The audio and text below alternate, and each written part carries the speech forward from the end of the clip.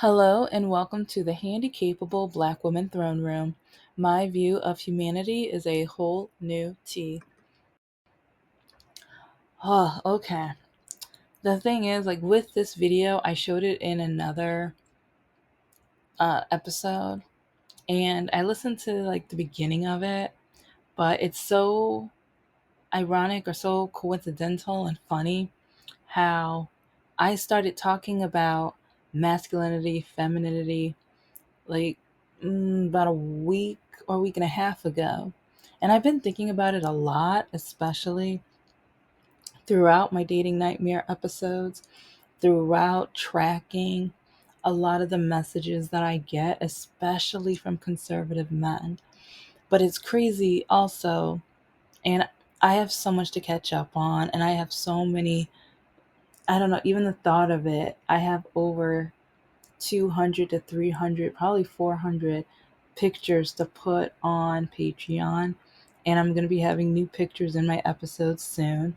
But you have to admit, though, a lot of the screenshots that I show you, you're probably still entertained by the about 100 mixture that I have been switching up and everything. And a lot of them relate to many of the subject matter that I discuss, and including femininity, masculinity, because who? Okay, one thing. It's crazy when I keep seeing men on their profiles say that they're looking for a woman to behave, looking for a woman to act right, they want a well-mannered woman, and they want a feminine woman, they want a woman who will follow or be submissive and won't talk back and things like that. And well, okay, first I didn't even say hi. Hi, hello, how are you guys? Yeah, my manners. Just know that I am the handicapable Black woman. I write, well, right now I have children's books published. At the end of the episode, you can check those, look at those. Soon, later this year, I will not only have my greeting card company up and running, but I also have activity books, coloring books, and other items. And I will hopefully have my first novel. I'm in the works of like five or six because I keep having different ideas, and there's no way I can put all of these characters in one. And if I do, that would be the most confusing. Like I already have. I'm not gonna say the most complex novel in history, but I know there's a lot of booktubers who, when they review books, they're like, "Oh, I skip the plot or I skip the scene. I just want the what they're saying. I just want the conversation." I'm not the just conversation type of writer, so I know they will absolutely hate me. And I don't mind that because a lot of them had said that they voted for the orange guy. They won't like my novel. Yeah, and no, they won't like me or my novel. So I won't be missing out if they don't read my book. And I'm willing to say that because I know my demographic. Having my MBA in marketing, one key thing that they try to teach every industry: everyone is not your demographic. And for me and my writing style, I write things that a lot of people are going to call woke. I have a lot of characters that represent DEI and a lot of other things. And a lot of the things that people cannot stand, especially if you're MAGA, you will hate me. And I'll take that for coming from a MAGA, I'll take that as a compliment. So, anyway, I am in the works of starting my businesses, and that is one reason why a lot of men say that I am masculine. But okay, so I have to start off this. You have to watch this episode. I really enjoyed this young lady's YouTube channel, and I know with a lot of the videos and samples from TikTok and things that she shows, I see that we share a lot of the same opinions and outlooks and everything. But it's like she shows a lot more examples, and I show with my examples are my real life story. And sometimes I know I overshare or I say too much, but part of me feels like I don't have kids, and I wanted kids, but I wanted kids with someone I would respect and with someone that I would enjoy as a man. And most of the men that I have encountered were not the type of men that I wanted to deal with. Because you have to remember Mr. Lockakey. Yeah, Mr. Lockakey. He blackmailed me, telling me he was going to eliminate himself from the earth if I did not become his girlfriend. And while doing that, he was in the middle, because remember, I was about to drive away because he stole from my purse. He stole my ID, my social security card, and something I forgot what he stole more than two things, but I finally get it back because another family member gives them to me, and he runs into the middle of the street with a weapon to his wrist, telling me he's going to eliminate himself from the earth if I don't become his girlfriend and if I don't come back. And then every single day for at least 90 days, he would call me in the morning.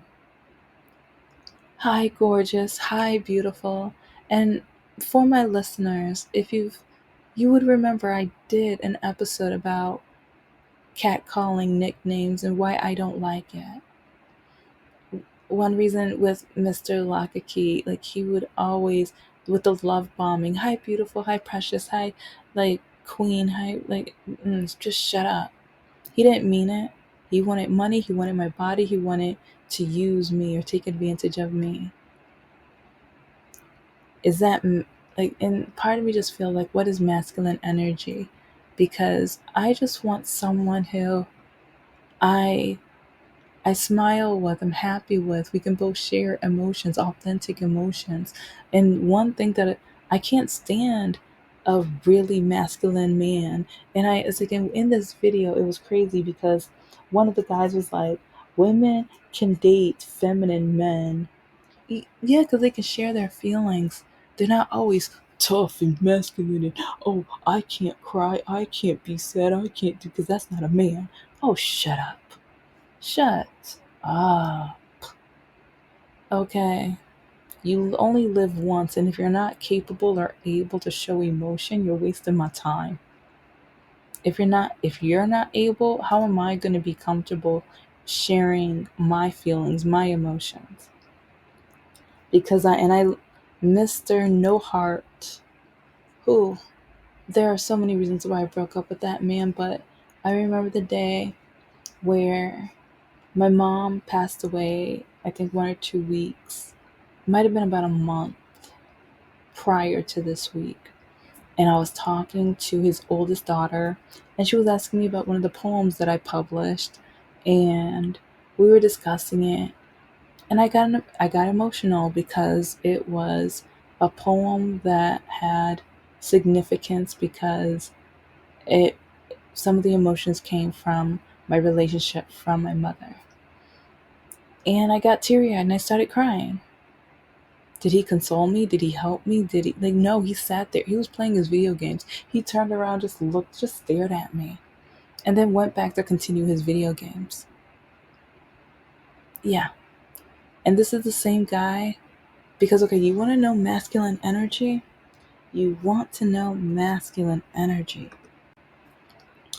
Masculine energy would be willing to go to your mother's funeral. Masculine energy is when his mother had the nerve to say the only reason I got into college is because I'm black, would be to defend me. Because if I have 3 degrees and 3 certifications, it must not be just because I'm black. And I don't know if she was jealous or upset because my ex, her son, her white son, dropped out of college. But did he defend me? No. I had to defend myself. And after I defended myself, he told me that I could not talk about that subject any longer. And then he told me I was not allowed to talk about politics with them any longer when I never brought it up because I, well, one thing, I was never friends with him on Facebook because he didn't allow it. He didn't want me to be friends with him on Facebook because he lived and was brought up in Lake City. It feels like a sundown town. It's creepy. Mm, yeah. I've talked about the city in other videos. It's very uncomfortable, very. When I was in the city, I was literally like, when I saw the black electrician people, I was like, hallelujah, praise the Lord, there's someone else of color because, or no, there's another black person because these people, all they did was stare at me, glared at me. Sometimes when like my ex's high school classmates would see him, they would come up to him and talk to him, and they would just kind of stare and glare at me. And I was going to introduce myself, but oh, the way he, like when I was going to put like forward my hand for a handshake, his friend glared at me so hard. And that's when I just realized, back up, don't. And so I just started talking to my ex's oldest daughter again. And this is about 2 hours after she walked off. Like I went with her, but she was crying, saying, why are these people staring at her so hard? Why are they so racist? She was asking these questions. But did he have a talk with her? Did he console her? Did he have the guts to talk about how people are racist? No, he told me to cover that. He's the father. See, masculine energy, I would feel like you would be able and capable of having these conversations. During, Martin Luther King Day, I think this was around year 4 or 5. Might have been third year, but I think it was 4 or 5. He told me the story about there's a woman who goes and sells them treats like like hot lunches or hot breakfast. I think every Monday, Wednesday, Friday, or something like that. And to his face, and she said, "I well, with Martin Luther King Day, I know we get the day off, but why can't they kill some more of them so we can have some more days off?" Did he say anything? Did he try to defend me? Because, yeah, he's dating a black woman. And so when I asked him, what did you say? What did you do? Absolutely nothing. Nothing. And then he told me, like, when women say they want security, comfort, and things like that, yes, I've never had that in a relationship. I've never had that dating a man. I have never had that. I don't know how that feels. And so like with my promotional modeling, with my teaching, K through 12, and as a professor, I had to save my money as a secret shopper. As like I worked at the zoo. I've worked so many different types of jobs, and sometimes I've worked 2, 3, 4 jobs at the same time. I'm not even talking about promotions, because promotions, some weeks I would work 5 to 8 different companies in the same week, from toys to alcohol to like even banks or a TV show or a new song or CD coming out, whatever. But I hustled and I had to learn how to make the money so that I can be on my own, I can be independent. Because the men always kept asking for me for money. Did they give me money? No. If they owed me money.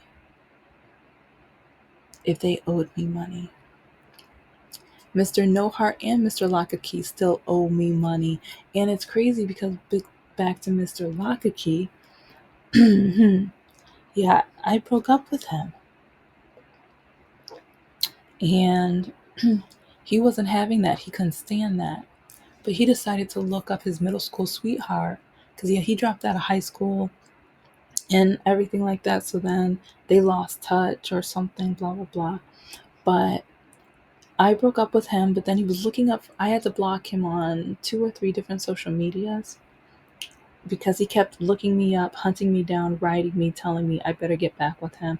And he found out that I was no longer falling for the if you are no longer with me, I'm going to off myself. I'm going to eliminate myself because his grandmother passed away.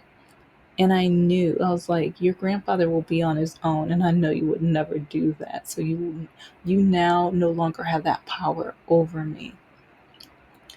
And I just remember how when it came to the money that he owed me, did he man up and pay me back?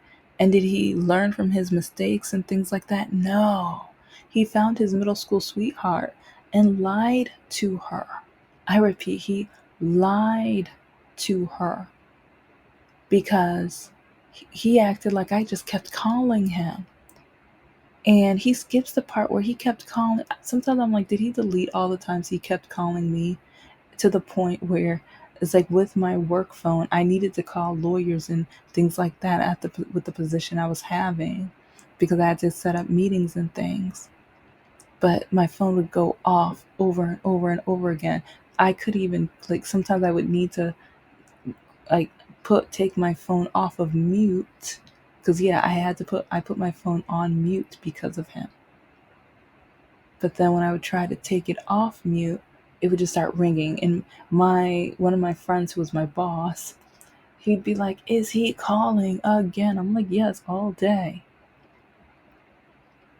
And it was just so annoying because when I told him, it's like because he was calling me, telling me that I had to get back with him, I would regret it. But then when I was like, you know what, he owes me money. So I could just tell him, we can at least say goodbye, we can part ways, and you pay me back my money, and at least we can end it on a good note. No. He decided he was going to take advantage of that. He told me that in order for me to get my money that he owed me, that I would have to get back with him and I would have to sleep with him a certain amount of times and it would have to be to his quality or I would have to do it again.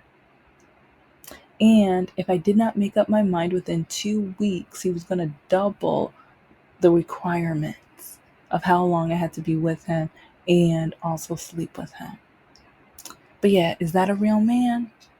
Is that a real man? But when he found his middle school sweetheart, he decided to lie to her and say that I kept calling and all this stuff. And I'm just like, I only called when I was trying to get my money. And then you had the nerve to try to blackmail me. And I don't want you. I didn't want you. I never wanted you. But you told me, like, with how we even started dating, that you were going to eliminate yourself from the earth if I did not date you. But is that a man? Is that a man? Because next thing I know, she's calling me the N word, calling me out of my name, telling me, and then threatening me, saying if I keep calling, she's gonna take me to court. And I'm like, I just want my money back. She's like, no, you're trying to get him back. I never wanted him. I broke up with him. I'm glad I'm no longer dating a man that would steal from me whenever he can, take advantage of me whenever he can, and or like the list of things this awful, terrible, stupid human being did. And then Mr. No Heart he's told me I will never be your white knight. Sometimes I wonder if his family members were ever in the White Clan, but that's a different story for a different day. Yeah, it's like sometimes well, no, I don't have proof, but sometimes the way they talk and the way that they say that Candace Owens is right and that I need to start listening to her and that I need to follow her presentation, her representation and opinions and thoughts. Oh, yes, like they sounded like clan members. Anyway. Yeah, he said he wasn't going to be my white knight and everything. He was never going to lend me money and or help me or save me or whatever. But then he always wanted me to save him. He was the princess. When his vehicle got repossessed, when he forgot to pay the the heating bill in in February, the weekend of the Super Bowl, when his vehicle tore down and he wanted his daughters to go see grandma, he would try to gaslight me for me to feel bad. When he wanted to go up north with the family to go camping, but he couldn't afford it, didn't have the money. And so then I say, because I didn't want to go. And see, a lot of men do this. Like, okay, men, if you want to be real men, respect a woman's opinion. It's like you say you don't want to argue. Respect if she has a different opinion or different plans or does not want to always do what you do. Especially if she always has to have your back. Sometimes she's exhausted. Because with that camping trip and with other, like each time he went up north, I didn't want to go. But he never had money because he was broke as a joke. Because his credit score was so terrible, he couldn't get a credit card. It wasn't until near the end of our relationship he was finally able to get a credit union account or whatever. But yeah, he decided that he was going to try to make me feel as bad as possible. And so I was like, you know what? If you need to borrow my credit card, I will go to the bank. I will see, is there a way where you can borrow my card for 7, 10 days and have a limit on it? Because I don't want to see your racist, no good, bigoted mother. I don't want to see your family members that every time, like, you say I'm not allowed to talk about politics, but then once you leave the room, they pile up and try to tell me how awful I am because I'm a Democrat. But then you tell me I'm not allowed to debate them or talk to them or set them straight with what I think and believe. And then it's like a real man because he had to chase his ex-wife down here because his ex-wife came down with his two daughters. One is questionable, but that's a different story. But with his two daughters, and he raised his daughters, but then he was dating me. If you're gonna date a woman, you need to make sure that she knows that once your youngest daughter, once your youngest daughter graduates high school, that you plan on moving back up to that, in my opinion, sundown town. Especially as a black woman, you know that's not safe for me. And then also, he only wanted me to go see his parents. I invited him over 20 times to see and meet my family. But 2 times he said he would and then he didn't. And then other times he would have an excuse. And it was to the point where I then gave up and I stopped inviting him. But then since I stopped inviting him, he would tell his family that I don't invite him, that I don't include him. So then it was to the point where I'm like, okay, so now I need to keep inviting you, even though I know you're never going to come. But then if I don't invite you, you're going to blame me. Doesn't that, but then we're not allowed to argue. We're not allowed to be masculine. We're not allowed to prove our point and show how awful, terrible, stupid, ignorant these men are. It's like we're just supposed to be the damsel in distress and so like just feminine and weak and like submissive. No, I got common sense. I'm educated. I'm smart. And I know what I'm talking about. I don't have time for this mess. I don't have time for these stupid, no good, idiotic losers. I don't. And when, especially, okay, white men, black men, but especially black men, when you say that it's not feminine for a woman to invest, but at least she has money, and it's like, and my money is growing, but then you have the nerve to tell me that you want me to take out my money so we can go on a cruise. And when I say no, then you're going to call me a square. You're going to tell me I'm weak and stupid because I don't know how to enjoy money. But then your car costs more than your house. And it's apparent. I don't say that's a negative thing because, oh, if you got a house, like a nice in shape house, one that was probably foreclosed on and things like that, hey, that's different. I'm not talking about that. I'm talking about if you have one of those Sanford and Son types of, yeah. It's like you show off your fancy looking car, even though it depreciates. You won't show that house, but you'll show that car. You'll buy those $200 to $300 sneakers. But then it's like, if I don't have expensive hair, or a lot of black men, oh, they love on dating apps saying, yeah, you invest money, but you need to put more money in that hair. Okay, well, at least I have money growing right now. And again, it's like, I had to start my life over after being diagnosed with my disability. But and the funny thing is, I didn't have to file for bankruptcy. I repeat, I didn't have to file for bankruptcy because I invested money, and that money grew to the point where I could pay for it in full. All the bills I paid for in full. And I think it's crazy and funny how men kept telling me, women don't do that, black people don't do that, black women don't do that. I've heard all three. But yeah, I have worked my tush off for my credit score. I have worked really extremely hard for the investments that I have. I am working even harder to expand my children's books, my novels, and my business. But and that's why men don't like me, because I'm independent and I'm not struggling. Because a lot of men want me to date them, but they want me to date them thinking that I'm just going to jump to make them a sandwich. I'm going to jump. And the thing is, I love cooking. I love baking. I love doing, like, even just stereotypical feminine things. But I also have my mindset, my business mindset. I want to own my own business because is especially having a disability, being black, being a woman, going to job interviews and having people say the most bigoted questions.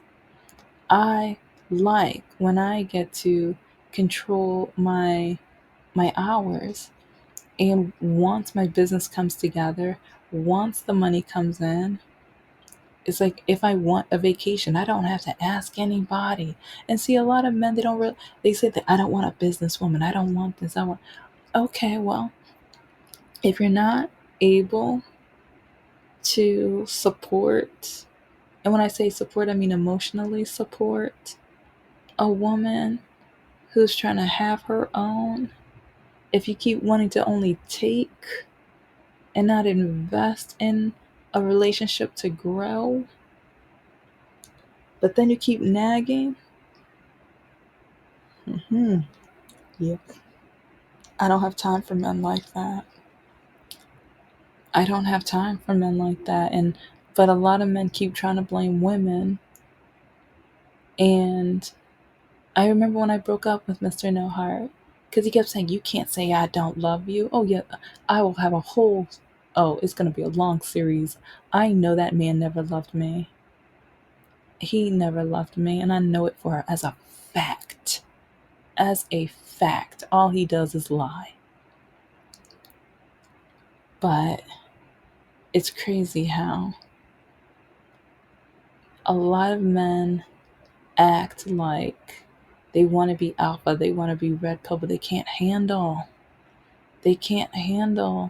being a man, or at least the man that they want themselves to be, or maybe the man that their fathers were, or the men that they see on TV. For one, the society type of masculinity. But anyway, yeah, I'm going to be talking about this quite a lot probably, because even when I write my characters for my books, I want them to have different strengths and weaknesses, and some of them are probably going to be more masculine than others.